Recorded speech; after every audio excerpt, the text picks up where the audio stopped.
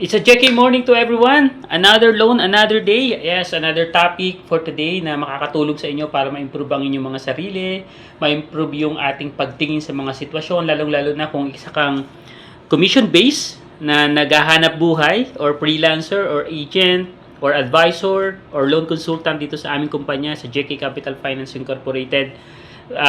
Pag-usapan natin at ano ba yung pwede namin maibigay na value sa inyo dito sa araw na to. Okay, kung nandito ka, nanonood ka ngayon, so please like and share our page. Ganun din tong video na to kasi baka makapagbigay kami ng magandang value na pwedeng makatulong at magamit mo sa pang-araw-araw mong ginagawa as a loan consultant. Okay? So bilang loan consultant, lagi kong sinasabi, show up. Ipagmalaki mo na loan consultant ka, ipagmalaki mo na dito mo kinukuha talaga ang iyong income. So, dapat alam yan ng kapitbahay mo, alam ng pamilya mo syempre, unang-una. Alam din ng mga connection mo, alam din ng mga friends mo sa Facebook. Ayusin mo yung profile mo sa Facebook.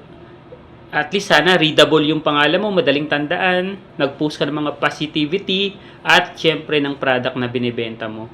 So, minsan ang mga kliyente natin, bumibili lang yan. Depende sa taong nagbebenta. Okay? So, kung nakita nila, credible ka, may integridad ka, pwede kang pagkatiwalaan, so hindi sila magdadalawang isip na magtanong sa'yo, mag-inquire sa'yo. Pero syempre, sabi nga natin, hindi lahat ng tao pwede nating bentahan. May mga pagkakataon talaga na hindi nakikita ng tao yung value mo. Minsan, bibili sila dahil ikaw yung nagtitinda. Minsan naman, hindi sila bibili kasi ikaw yung nagtitinda. So, depende talaga. So, kung hindi ka na-appreciate ng tao, mayroong mga tao naman na talagang tiyak na makaka-appreciate sa ginagawa mo. So, ang dapat mong gawin bilang loan consultant, paunlarin mo yung sarili mo. Mag-aral kang mabuti, i-develop mo yung sarili mo, yung pag-iisip mo, kasi lahat nagsisimula sa tamang pag-iisip. Kasi pag okay ang pag-iisip mo, makikita mo na maganda, maayos ang paligid mo, makakapag-isip ka ng tama, at makakapag-invest ka sa sarili mo ng maayos. So, yung mga negative na sa tingin mo hindi makakatulong sa'yo, like yung mga chismis-chismis dyan, tigilan nyo na yan. So, ang i-chismis nyo, yung paano ang value na ikagaganda ng mismo ng inyong sarili at syempre ng mga connection ninyo. Alright? Masarap mabuhay ng simple, payapa, at walang kaaway, di ba? So, gustong-gusto natin yan kasi tandaan ninyo, yung kapayapaan, napakahirap bilhin yan. Makamtan mo man yung pera, ang kayamanan sa buong daigdig, pero kung wala kang kapayapaan, may epekto yan sa'yo. So, maraming mga milyonaryo, bilyonaryo na nasa kanila ang lahat pagdating sa mga material things pero hindi sila masaya kasi bakit? Sira ang pamilya, hindi nila alam kung ano yung purpose nila sa buhay, wala silang maayos na sasabihin mo na connection na nakaka-impluwensya sa kanila ng good vibes maliban sa pera na ibinibigay at pinapasok sa kanila ng kanilang mga empleyado.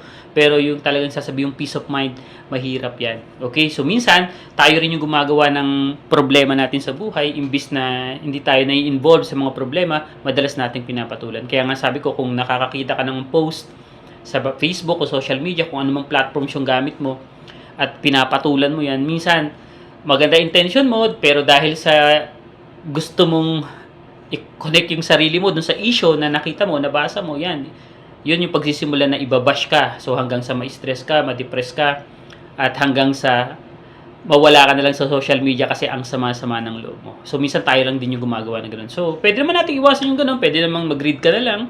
O kaya piliin mo na lang yung mga palabas o yung mga video na magagaling naman yung mga content creator natin ngayon, pumili ka na lang doon na tingin mo makaka-impluwensya at makakaambag sa pagkatao mo at saka sa growth ng personality mo. Yun dapat yung unahin mo.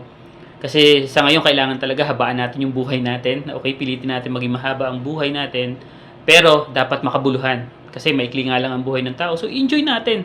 Kung ano talaga yung purpose natin, hanapin natin. Kung hindi nyo makita, pumunta ka sa connection mo na sa tingin mo makakapagbigay sa'yo talaga ng totoong value, totoong malasakit sa'yo. So, doon ka makipag-usap. So, iwasan mo yung mga taong negative na hindi makakapag-ambag sa'yo kasi minsan yan yung magdadala sa'yo.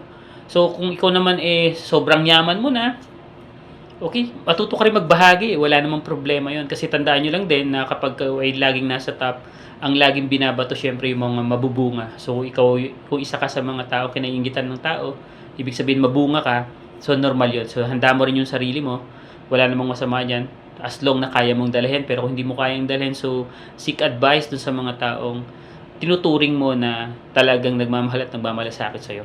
Okay? Minsan naman, tayo sa sarili natin, nagkakaroon tayo ng problema sa bahay. Minsan, hindi tayo part ng solusyon doon sa bahay. Minsan tayo yung pabigat sa bahay.